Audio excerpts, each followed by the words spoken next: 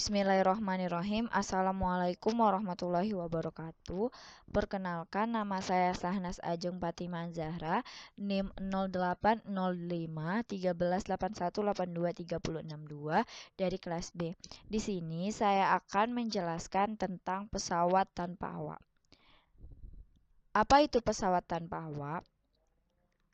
Pesawat tanpa awak menurut Saroinsong et al. 2018 menyatakan bahwa pesawat tanpa awak UAV atau Unmanned Aerial Vehicle merupakan jenis pesawat terbang yang dikendalikan oleh alat sistem kendali jarak jauh lewat gelombang radio. UAV merupakan sistem tanpa awak, yaitu sistem berbasis elektromekanik yang dapat melakukan misi-misi terprogram dengan karakteristik sebuah mesin terbang yang berfungsi dengan kendali jarak jauh oleh pilot atau mampu mengendalikan dirinya sendiri. UAV dapat dikendalikan manual melalui radio kontrol atau secara otomatis dengan mengolah data pada sensor. Terdapat beberapa perangkat keras UAV, di antaranya yaitu GPS, telemetri, brushless DC motor, motor servo, baterai, dan ISC. GPS merupakan Global Positioning System, yang mana sistem untuk menentukan letak di permukaan bumi dengan bantuan penyelarasan, yang mana penyelarasan ini dibantu oleh sinyal satelit. Sistem ini menggunakan 24 satelit yang mengirimkan sinyal gelombang mikro ke bumi. Sinyal ini diterima oleh alat penerima di permukaan bumi dan digunakan untuk menentukan letak kecepatan arah. Adapun perangkat keras UAV yaitu terdiri dari GPS. Jadi GPS ini merupakan Global Positioning System, yang mana sistem untuk menentukan letak di permukaan bumi dengan bantuan penyelarasan sinyal satelit. Sistem ini menggunakan 24 satelit yang mengirimkan sinyal gelombang mikro ke bumi. Sinyal ini diterima oleh alat penerima di permukaan dan digunakan untuk menentukan letak, kecepatan, arah, dan waktu. Kemudian ada yang namanya telemetri. Jadi telemetri ini merupakan sebuah teknologi yang memungkinkan untuk pengukuran jarak jauh dan juga pelaporan informasi kepada perancang atau operator sistem. Nah, selanjutnya itu ada brushless DC motor, yang mana ini dapat disebut dengan BLAC motor, yang merupakan motor listrik Synchronous AC 3 fasa. Seperti terlihat pada gambar ini, ini biasanya memiliki biaya perawatan yang lebih rendah dengan kecepatan yang lebih tinggi. Nah, BLDC ini memiliki efisiensi yang lebih tinggi karena rotor dan torsi awalnya yang lebih rendah. Nah, kemudian itu ada yang namanya motor servo. Jadi motor servo ini merupakan sebuah perangkat atau aktuator putar motor yang dirancang dengan sistem kontrol umpan balik lob tertutup atau servo, sehingga dapat di-set up atau diatur untuk menentukan dan memastikan posisi sudut dari poros output motornya. Nah, kemudian ada baterai. Jadi baterai lithium polimer ini atau biasa disebut dengan LiPo merupakan salah satu jenis baterai yang sering digunakan dalam dunia robotika. Nah, baterai LiPo ini tidak menggunakan elektrolit polimer kering yang berbentuk seperti lapisan plastik film tipis. Nah, kemudian dengan metode ini, baterai LiPo ini dapat dibuat dalam berbagai bentuk dan ukuran. Boleh dibilang hampir semua baterai jenis LiPo yang beredar di luar sekarang ini sebenarnya adalah jenis hibrid lithium polimer. Nama ini juga disebut untuk lithium ion polimer. Namun dunia lebih sering menyebutnya dengan lithium polimer saja. Nah, yang terakhir itu ada ESC atau disebut dengan Electronic Speed Control, yang mana merupakan driver penggerak untuk jenis motor brushless-nya. Biasanya ini digunakan pada bidang aeronautical atau RC untuk melakukan interfase dengan ESC. Nah, ini nih caranya cukup mudah, yaitu dengan memberikan pulsa pada pin input ESC yang akan berpengaruh pada kecepatan motor brushless-nya. Nah, kemudian terdapat kelebihan dengan kita menggunakan UAV, yaitu dapat dioperasikan relatif cepat di mana saja dan dapat dilakukan secara berulang untuk mendeteksi perubahan sehingga dapat diperoleh citra yang real time. Kemudian mampu terbang rendah sehingga dapat menghasilkan citra dengan resolusi tinggi. Kemudian biaya lebih rendah dan akuisisi citra dan perawatan pesawat sehingga biaya operasionalnya itu lebih ekonomis. Kemudian aplikasi yang luas dan beragam serta tanpa diperlukannya pilot sehingga relatif aman. Kemudian di samping kelebihannya itu ada kekurangan dari UAV, yaitu biaya investasi awal relatif mahal. Itu tuh tergantung pada ukuran dan kompleksitas dari UAV-nya. Kemudian persyaratan pelatihan dan peraturan untuk menerbangkan UAV di udara. Jadi itu agak sedikit sulit. Kemudian keterbatasan kemampuan sensor gambar. Kemudian pengolahan citra dapat lebih sulit apabila stabilitas pesawat rendah dan pengguna sensor berkualitas rendah. Kemudian, hasil analisis dari beberapa kegiatan atau penelitian menggunakan UAV ini diuraikan oleh Bernard Microsystems Limited tahun 2011 bahwasanya keuntungan UAV dibandingkan dengan pesawat berawak antara lain yaitu dapat diterbangkan kapanpun, siang maupun malam, dalam kondisi cuaca yang berbahaya. UAV masih dapat digunakan tanpa khawatir keselamatan awak yang mengendarainya karena UAV ini tidak menggunakan awak, jadi dia aman. Kemudian dengan kontrol komputer, pesawat dapat terbang pada jalur penerbangan yang akurat. Maka dua UAV dapat terbang berdekatan satu sama lain sehingga survei dapat dilakukan dengan waktu yang lebih singkat. Kemudian, jika terjadi suatu kesalahan dalam sistem, pesawat dapat digantikan oleh UAV backup agar pekerjaan yang dilakukan dapat selesai tepat waktu. Beberapa UAV juga dapat mengukur data di lokasi survei yang sama untuk memberikan data yang berkualitas. Selain itu, dapat terbang rendah dengan aman sehingga memungkinkan pemetaan aeromagnetik dengan resolusi yang tinggi. Kemudian data dari masing-masing penerbangan UAV dapat diupdate di server komputer secara real time sehingga memungkinkan pengguna melihat informasi terbaru melalui internet. Kemudian harganya juga relatif murah dibandingkan pesawat berawak. Baik harga peralatan pesawatnya, biaya terbang, operasional maupun unit pengontrol pesawat di darat. Kemudian menggunakan UAV ini memiliki keuntungan yang lebih yaitu lebih ramah lingkungan dan tidak menimbulkan suara bising. Dengan berbandingan bahan bakar 16 gram per kilometer untuk UAV dan 150 gram kilometer untuk Skyline Cessna, maka UAV menghasilkan CO2 yang lebih sedikit.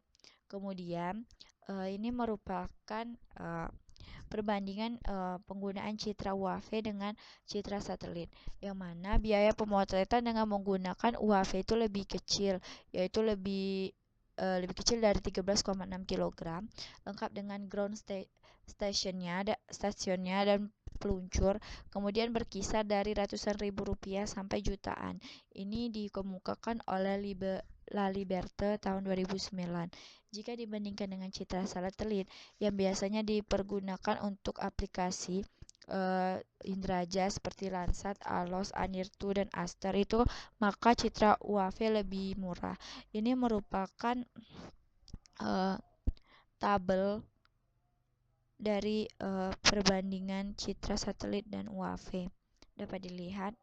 Kemudian ada tipe-tipe drone. Nah, itu ada G Phantom 4 Pro V20, kemudian G Mavic 2 Zoom, kemudian ada Berica BV RO5 SE Wale, kemudian Jitelo JJRC X12, kemudian Berica Infra 5 Hybrid, kemudian GRSI H42WH Butterfly, kemudian Xiaomi Drone 4000. Kemudian ini merupakan jalur terbang dari contoh jalur terbang dari drone dapat dilihat. Nah, selanjutnya itu kita akan ke pengelolaan datanya. Sebelum ke pengelolaan data, kita akan membuat dulu jalur penerbangannya. Untuk membuat jalur penerbangan itu, kita dapat mengakses di web dronedeploy.com. Nah, jadi drone deploy ini adalah aplikasi fotogrametri yang mana sangat mudah penggunaannya. Aplikasi ini berbasis web, menawarkan kepada pengguna cara instan dalam pemetaan menggunakan drone. Jadi, aplikasi ini sangat mudah digunakan dan dapat diakses menggunakan web di handphone maupun di laptop. Selanjutnya, untuk membuat jalur penerbang ini, langkah yang akan kita lakukan yaitu kita harus login dulu terlebih dahulu ke aplikasi Drone Deploy ini. Nah, jika sudah, kita akan membuat jalur penerbangannya dengan mengklik tombol project. Nah, kemudian, setelah itu ini merupakan jalur yang akan kita ambil. Sebenarnya ini belum terjadinya titik koordinat ini belum akurat. Untuk membuat jalur penerbangannya itu kita akan mengklik create project. Kemudian project name-nya terserah.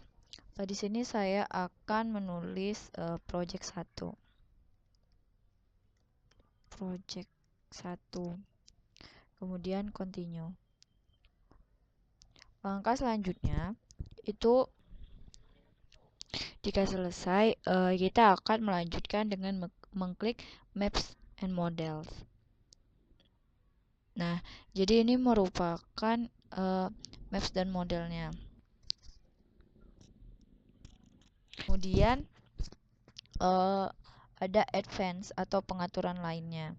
Nah, entah kita pakai kamera yang mana, kemudian ada low light-nya, kemudian ada set fokus, ada planning kameranya, terus set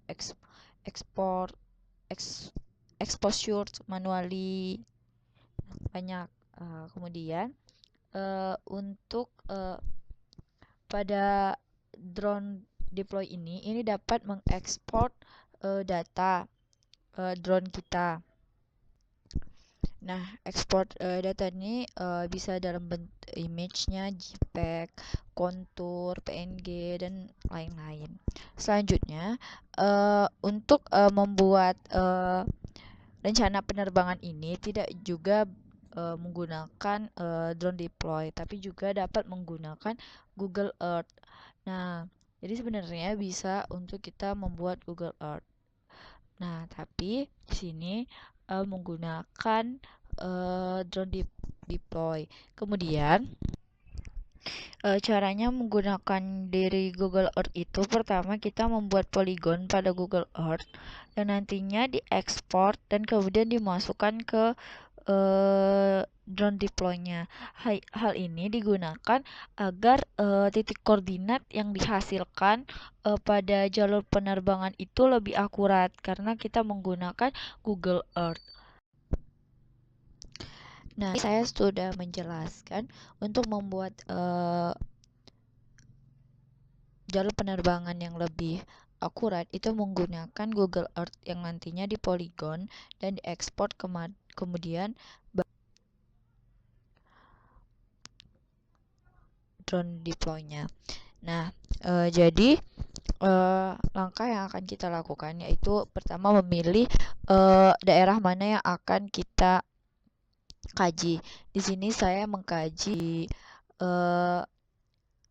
Bandara Sultan Mahmud Badarudin II Airport. Nah, jadi di sini kita akan menambahkan poligon dengan nama jalur penerbangan. Kemudian untuk warnanya itu misalkan saya ganti menjadi warna pink dengan tebalnya sebesar 5, keburamannya 100%.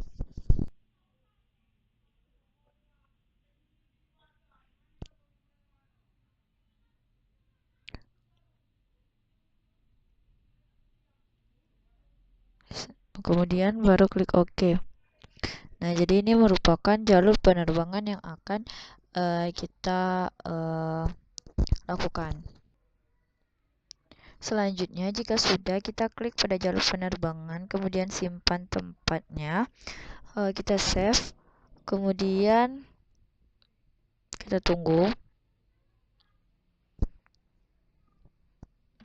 Kemudian kita save. Nah, di sini saya save di jalur penerbangan dengan format dengan tipe itu KML. Save. Nah, setelah sudah itu kita buka lagi project tadi. Nah, setelah kita mengekspor data dari Google Earth, langkah selanjutnya itu kita akan mengimport data yang KML tadi ke sini. Import KML or SHP. Nah, sebelumnya apabila belum ada ini import KML, kita menginstalnya cukup dengan klik kiri kemudian di aplikasinya, kemudian search KML, kemudian nanti tinggal diinstal. Nah, karena berhubung saya sudah, jadi langsung saja datanya akan diimport.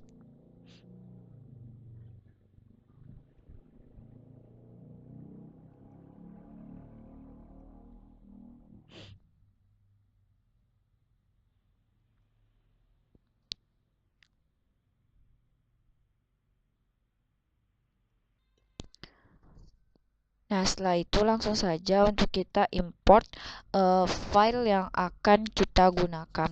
Nah, jadi kita akan mengimport dari Google Earth tadi.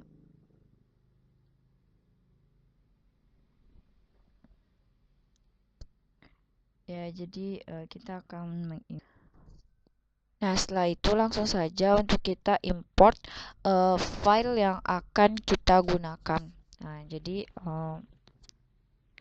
kita akan mengimport dari Google Earth tadi.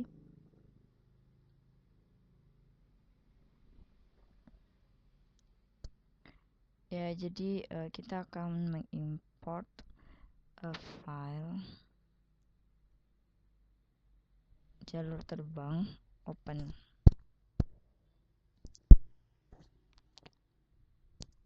Masih loading. Nah, jadi ini merupakan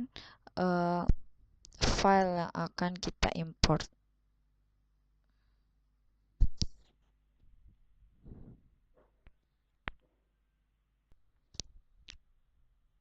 Nah, jadi ini merupakan jalur yang telah saya buat. Nah, setelah membuat dari Google Earth tadi, ini merupakan hasil dari poligon yang telah saya buat tadi. Nah, selanjutnya itu pengenalan mengenai teknisnya. Jadi ini sudah selesai untuk pengenalan cara pembuatan jalurnya. Selanjutnya itu adalah teknisnya. Nah, selanjutnya itu pengolahan data hasil penerbangan tadi itu dapat kita olah datanya dengan menggunakan Agisoft. Nah, jadi sebelumnya itu kita kita akan cara menginstal aplikasi Agisoft itu sendiri. Nah, jadi untuk software Agisoft Metasave ini sendiri digunakan untuk mengolah data hasil dari penerbangan, bisa dalam bentuk foto atau bisa juga dengan video. Sebelumnya, data ini telah saya dapat dari praktikum kelima penginderaan jauh. Adapun untuk cara menginstal Agisoft Metasave ini cukup mudah, yaitu dengan kita klik Metasave Pro 155x64. Kemudian kita tunggu.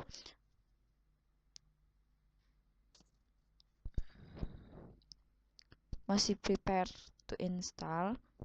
Kemudian langsung kita next.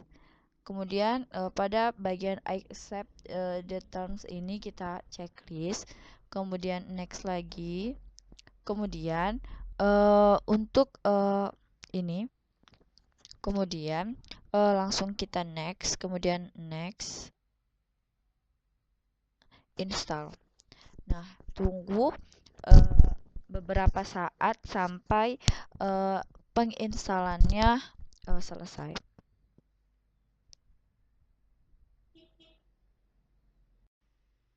Selanjutnya, ketika kita sudah menginstal Metasave Pro-nya, Agisoft-nya, kita copy pada bagian Metasave-nya.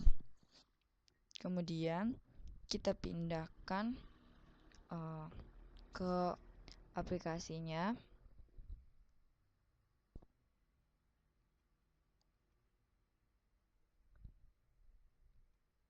Di sini langsung kita paste.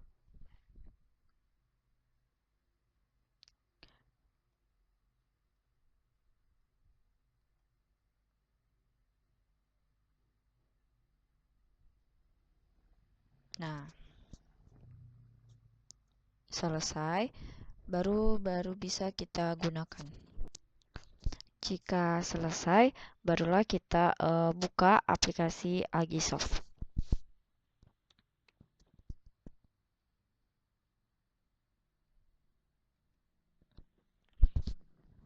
Kita tunggu.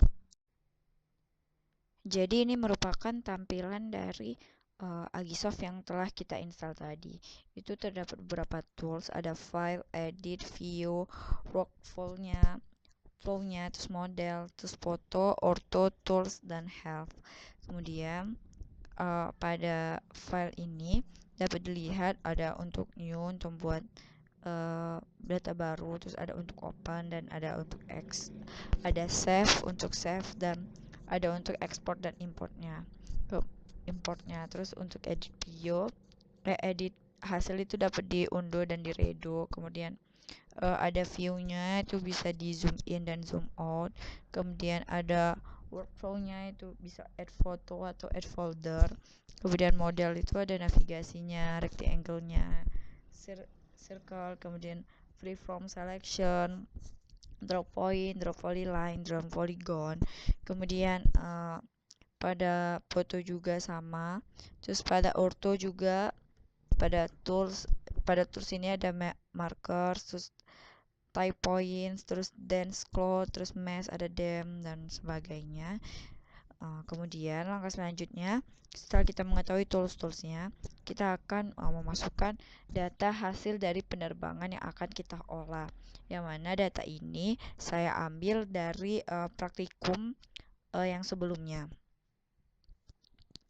Nah, untuk memasukkan fotonya itu bisa kita klik tools workflow, kemudian add foto, kemudian dapat kita add data ini. Ini hasil dari foto drone yang telah ada waktu praktikum kemarin, kemudian di select all, kemudian di open. Tunggu. Nah, selanjutnya itu kita perkecil terlebih dahulu. Nah, selanjutnya untuk kita select fotonya, dalam artian itu kita pilih foto yang akan kita kaji itu menggunakan rectangle. Itu misalkan saya memilih foto yang di bagian sini. Nah, ini dapat dilihat. Jadi ini adalah foto yang saya gunakan untuk saya olah. Kemudian langkah selanjutnya, untuk daerah yang tidak foto daerah yang tidak kita kaji itu dapat kita remove dengan klik, kemudian kita remove kamera, kemudian yes, kemudian lakukan sampai benar-benar daerah yang kita kaji itu kena.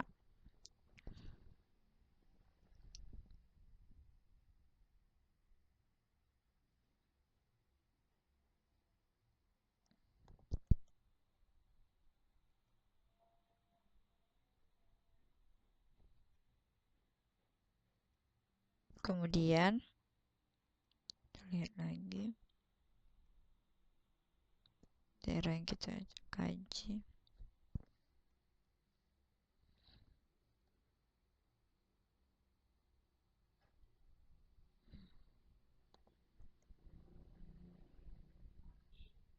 Remove, kemudian juga terlihat lagi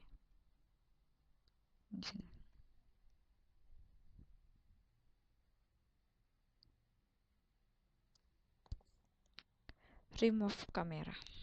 Yes. Nah, jadi ini merupakan daerah yang akan foto yang akan saya kaji, daerah hasilnya dapat dilihat.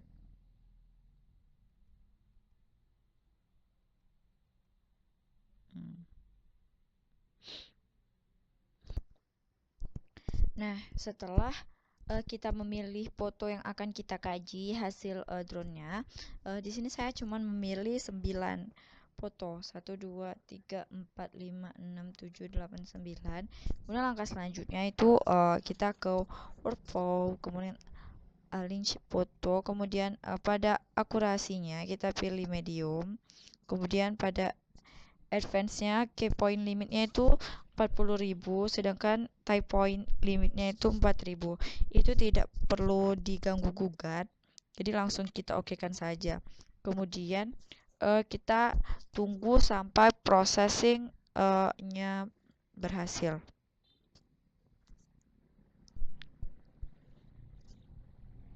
Sedikit lama memang. Jika sudah, ini merupakan hasil dari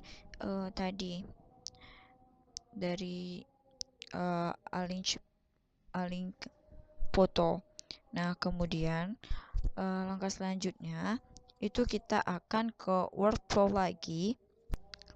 Kemudian kita akan mengklik bagian Build Dance Cloud dengan kualitinya itu medium. Kemudian kita akan klik OK. Kita tunggu kembali. Untuk prosesnya memang agak sedikit lama. Itu tergantung foto yang kita ambil pada bagian yang link video tadi.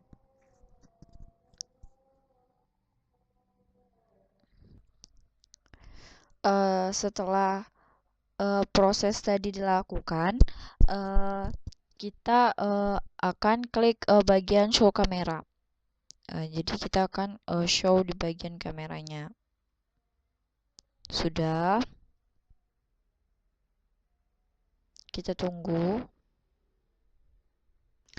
Nah, setelah kita show kamera, ini bisa kita rotate, kita putar mau bagian mana itu ada sumbu XYZ-nya. Kemudian ini merupakan hasil dari apa yang telah kita lakukan, yaitu dance slot-nya yang mana itu punya 1.749.779 poin. Kemudian depth map-nya itu ada 9 dengan quality medium, terus ada mild filtering, kemudian ada type point itu sekitar 6.000 poin, kemudian ada kameranya itu 39 alignment. Nah, align. Nah, terus selanjutnya jika sudah melakukan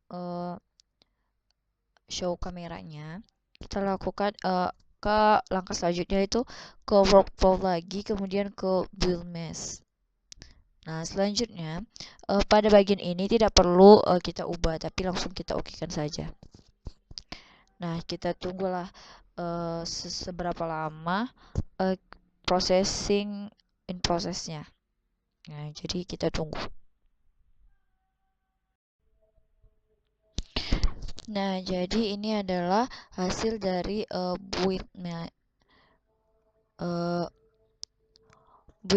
mesh tadi. Nah, kemudian ini dapat kita lihat ini adalah hasilnya. Nah, jadi seperti ini hasilnya. Kemudian langkah selanjutnya itu kita ke workflow lagi, kemudian ke build texture. Kemudian ini tidak ada yang perlu diubah, lalu oke. Nah, kemudian kita tunggu.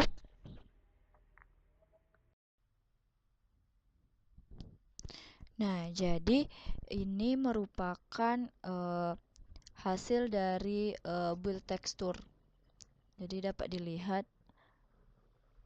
Nah, langkah selanjutnya itu, nah ini bisa kita lihat ada apa saja.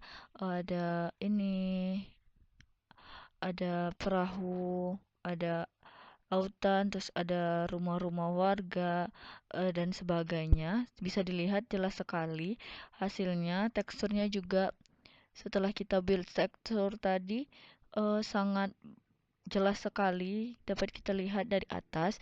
Kemudian langkah selanjutnya itu kita akan ke build dam. Nah, pada build dam ini tidak perlu kita ubah, langsung saja. Nah, selanjutnya setelah kita menunggu, sebelumnya project ini dapat kita simpan, tinggal di Ctrl S dan kita save di mana yang tempat kita akan menyimpannya. Di sini saya membuat Bismillah project was saya sendiri dengan format itu PSX. Nah, jadi tidak perlu diubah, tinggal di save saja. Kemudian langkah selanjutnya itu kita ke workflow kembali. Nah, kemudian kita pilih build ortho mosaic. Nah, tidak perlu ada yang diubah di sini. Jadi langsung saja kita okekan. Nah, prosesnya itu juga sedikit lama. Tapi tidak selama proses yang kita lakukan di tekstur tadi.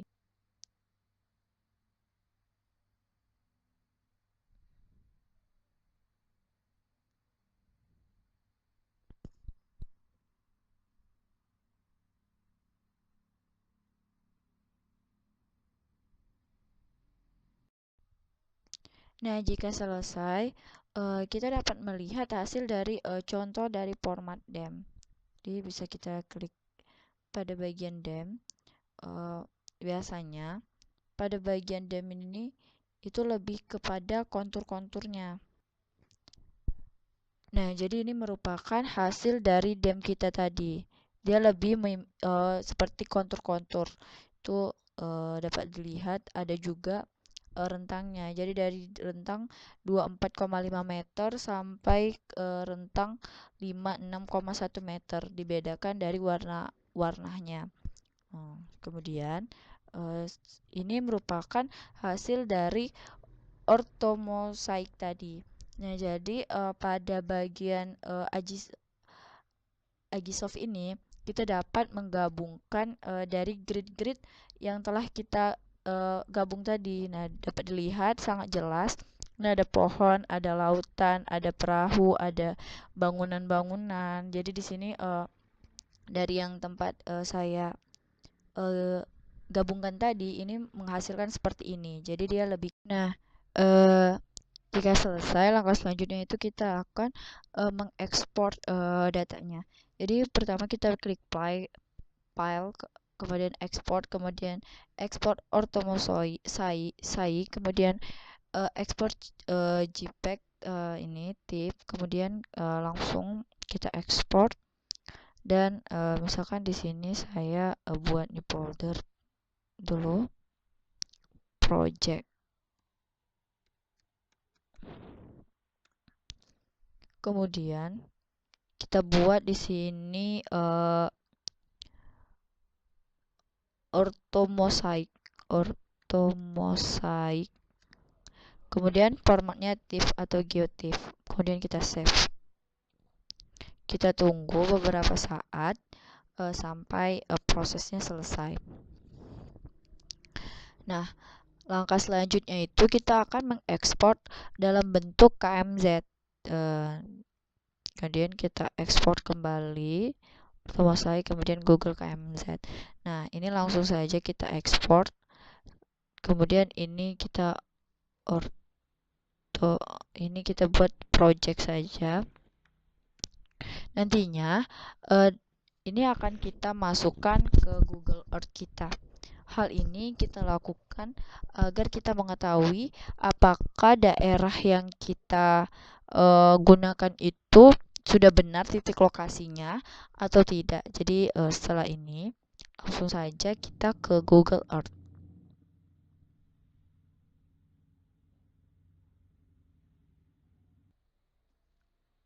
Yang tadi sama kan? Nah, ini jadi yang tadi. Di bagian ini merupakan hasil dari drone tadi. Jadi data yang diberikan itu merupakan data yang benar karena sama dengan yang di sini. Nah, mungkin sekian pengolahan hasil dari saya. Lebih dan kurangnya saya mohon maaf. Terima kasih atas perhatiannya. Wassalamualaikum warahmatullahi wabarakatuh. Nah, selanjutnya kita akan melihat apakah sudah benar data kita. Jadi kita itu klik file, kemudian klik open. Nah, kemudian kita akan memasukkan data yang telah kita olah di Agisoft tadi. Nah, untuk data yang kita olah itu tadi pada bagian Ternate. Hal ini karena saya mengolah data yang telah diberikan pada saat akan praktikum di praktikum Indraja kemarin. Karena saya belum mempunyai drone sehingga saya tidak bisa mengolah data pada bagian yang saya telah buat jalur terbangnya itu di bagian Bandar Udara Mahmud Badarudin. Jadi sekarang kita buka dulu project kita tadi. Nah, kemudian kita klik dan kita open. Nah, selanjutnya kita tunggu sampai kita itu.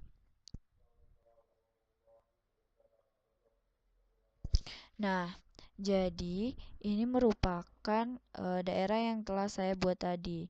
Dapat dilihat bahwasanya ini yang adalah hasilnya. Jadi ini yang biru-biru ini. Nah, bisa kita. Nah, jadi ini merupakan hasil dari yang telah saya olah tadi.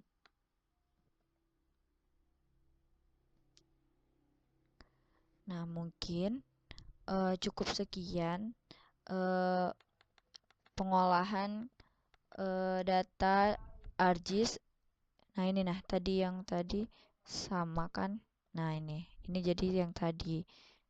Di bagian ini merupakan hasil dari drone tadi.